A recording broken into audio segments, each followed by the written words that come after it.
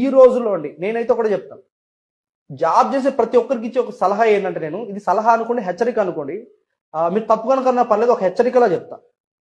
రాబోయే 5 సంవత్సరాల తర్వాత మీరు ఒక కుటుంబాన్ని పోషించాలి అంటే 1,00,000 నుంచి 5,00,000 రూపాయలు ఉండాలి. ఈ గుర్తు పెట్టుకోండి. 5 సంవత్సరాల తర్వాత 1,00,000 రూపాయలు మినిమం మంత్కు ఉండాలి.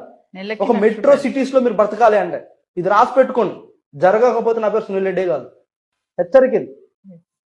దీనికి మీరు ఏం చేయాలి అంటే, ఇప్పుడున్న 30,000, 40,000, 50,000 జీతం, ఏదైతే 20-30,000 తీసుకున్న జీతాలు మీకు రాబోయే 5 సంవత్సరాల తర్వాత అదే జీతాల్లో ఉన్నారంటే ఫ్యామిలీని మెయింటైన్ చేయాలని నలుగురు పని చేయాలి.